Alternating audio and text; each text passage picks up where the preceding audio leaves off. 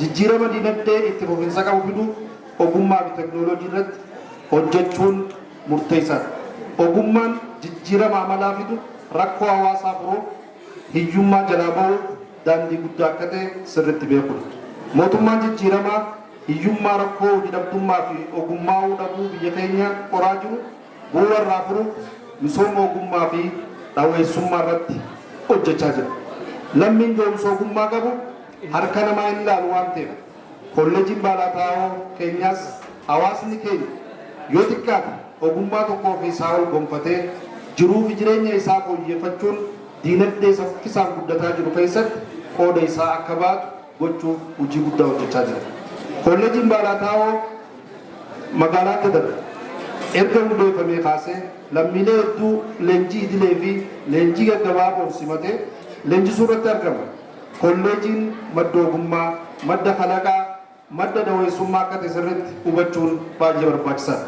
Kolleejii irratti hojiin Oromiyaa ogummeessuu hojjetamaa jiran kan beekee hawaasni keenya ogummaa gonfachuu irratti hojjechuutu irra jiraata. Bara kana keessaa'uu Oromiyaa ogummeessuu jennee akka naannoo Oromiyaatti, akka godina keenyaatti, akka kolleejii pooliteeknika Dadaritti waan gurguddaa torba irratti hojjechaa kan ture ta'uusaati.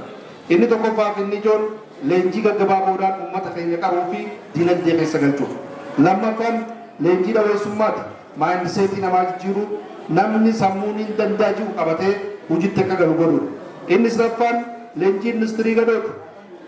Ogummaa badee jiru, ogummaa dhokatee jiru as baafnee gama dinagdeetti akka makaman godhuudha.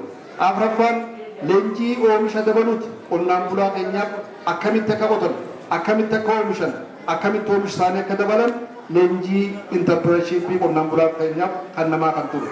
Inni shanaffaan leenjii RPL'ti. Beekumsa duraan ganda keessa dhokatee jiru.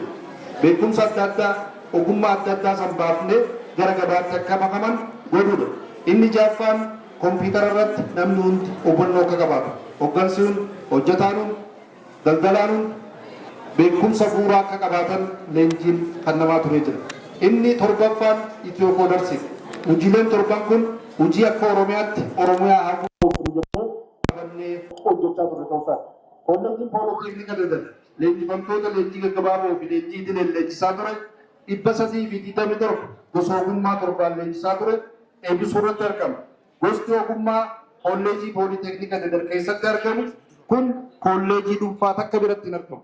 Ogummaan kolleejii pooliteeknika Dadar keessatti argamu ogummaa hardweerii fi neetworkiingiiti, ogummaa gaarmentiiti, ogummaa heer direesingiiti, ogummaa hootel manaajimantiiti, ogummaa BI'ti, ogummaa akkaawuntiingii fi ogummaa aatomootiiviiti.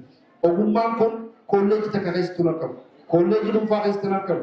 Namni ogummaa kana barate harki isaa biddeenu, agabuun bulu. Kanaaf ijoolleen keenya, dargaggeessi keenya, dubartoonni keenya kolleejii kana dhufanii ogummaa kana akka horatan yaamicha isiniif gochuun barbaada. Akka godina Harargee Bahaatti bara kana eebbifamtoota leenjii gaggabaaboo fi leenjii idilee leenjisaa ture nama 2373 gosa ogummaa 14 leenjisaa turre eebbisuu irratti argama. Uummanni godina Harargee Bahaa magaalaa Dadarii fi uummanni aanaa Dadar kolleejii pooliteeknika Dadar akkuma bara 2018 hojii ogummaa irratti leenjii gaggabaaboo, leenjii idilee, leenjii hawaasa ogummeessuu fi leenjii dhaweessummaa kennaa ture bara 2019 leenjicha bifa adda ta'een kutaa hawaasa garaagaraaf leenjii gosa adda addaa akka kennan gamanumaan isin ibsuun barbaada. Akkuma mootummaan naannoo Oromiyaa karooraan of danda'uu keessaa ogummaa fi dhaweessummaan of danda'uu jaamee kaa'ame dhimmi ogummaa irratti xiyyeeffannaa olaanaadhaan hojjechuutu nurra jiraata. Eebbifamtoonni guyyaa irraa ogummaa garaagaraatiin eebbifamtan eebbi kun kan jalqabaati malee kan xumuraa kan taane beektanii ogummaa qabdan irratti ogummaa dabalatanii beekumsa qabdan irratti beekumsa akka dabalatan gamanumaan dhaamsa isinii dhaamuu barbaada. Harka ogummaa qabu kan waa hunda qabu waan ta'eef ilaalcha hojii eeggachuu keessaa bahuun ogummaa gonfattaniin carraa jiru hunda itti fayyadamuun hojii uummachuun jiruu fi jireenya keessan akka jijjiirtan gamanumaan dhaamsa isinii dhaamuu barbaada. Eebbifamtoonni guyyaa irraa ogummaa adda addaan eebbifamtan biizinasa galtanii milkaa'uuf waa lama sirriitti beekuun hojii oolchuun baay'ee barbaachisaadha. Inni tokkoffaa fi inni ijoon biizinasni xiqqaarraa akka eegalu. Biizinasni xiqqaarraa eegalee guddachaa akka deemu sirriitti hubachuudha. Lammaffaan waliin hojjechuudha. Waldaan gurmaanii hojiitti galuudha.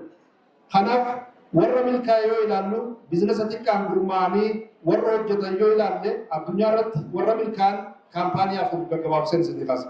Tokkoffaan kaampaanii Appiil yoo ilaalle bara 1975 kaapitaala doolaara 350,000 nama lamaan garaaja xiqqaa tokko banatanii hojii eegalan.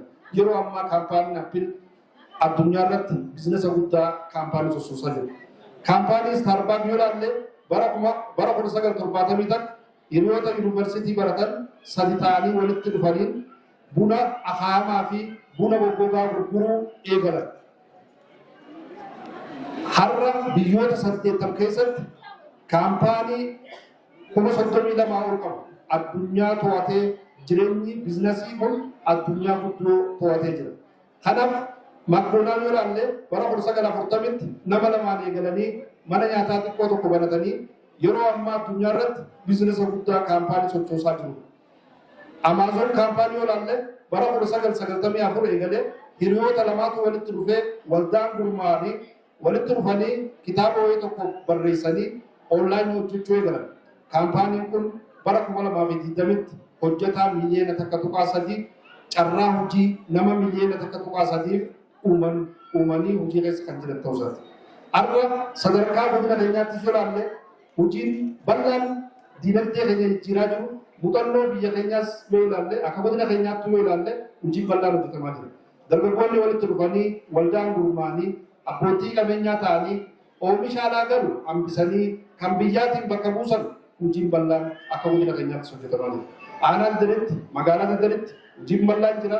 Aanaa Gooroo Guutuutti magaalaa Baroodaatti roottoo oomishuun, tiraazoo oomishuun, saamunaa dhangala'aa oomishuun, meeshaa shaawaraa, meeshaa mana fincaanii oomishaa jiraachuun biizinasatti galanii kan jiran ta'uu isaati. Aanaa Meettaa magaalaa Calamboo keessatti saamunaa huccuu jajjaboo fi saamunaa ejeksii shaamaa oomishuun hojii bal'aa keessa galanii kan jiran ta'uu isaati. Aanaa Qarsaatti shaamaa oomishuu, nyaata horii oomishuu, nyaata lukkuu oomishuun hojii bal'aa keessa kan galan ta'uu isaati. Aanaa Haramaatti saabuna fasaashii oomishuun hojii bal'aa keessa kan galan ta'uu isaati.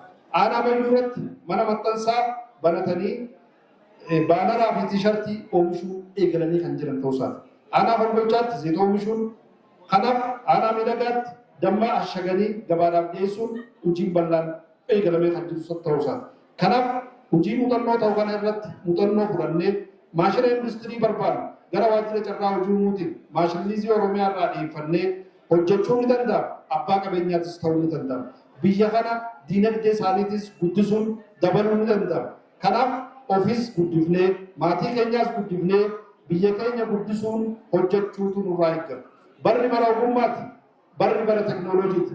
Abbootiin gadaa, abbootiin amantaa, hawaasni magaalaa Dadarii fi aanaa Dadar dargaggootaa fi dubartoota dabalatee iddoo hundatti ajandaan keessan ogummaa ta'utu sirna jiraata. Yoo ogummaa lollu ogummaa iddoo hundatti ajandaa godhan biyya kana diinagdeedhaanis guddina biyya kanaa saffisiisuu keessatti gahee guddaa qaba. Kanaaf ijoolleen keenya jaarraa ogummaa kana keessatti dorgomaa akka ta'aniif gara kolleejii pooliteeknika Dadar dhufanii akka barataniif hojii guddaa akka hojjetan dhaamsa isinitti dhaammachuu barbaada. Ogummaan keenya akka dagaagu kolleejiin keenya guddachuu qaba. Waan ta'eef hoggansi hawaasni aanaa Dadarii fi magaalaa Dadar hirmaannaa barbaachisu hunda gootanii kolleejii keessan cimsitanii akka hojjetu akka gootan gabanumaan dhaamsa isin dhaammachuu barbaada. Dhumarratti maatiin eebbifamtoonni guyyaa irraa baga gammaddan koongiraachuleeshin unkaan dassaalaachuu isin jechuu barbaada. Baay'ee galatooma.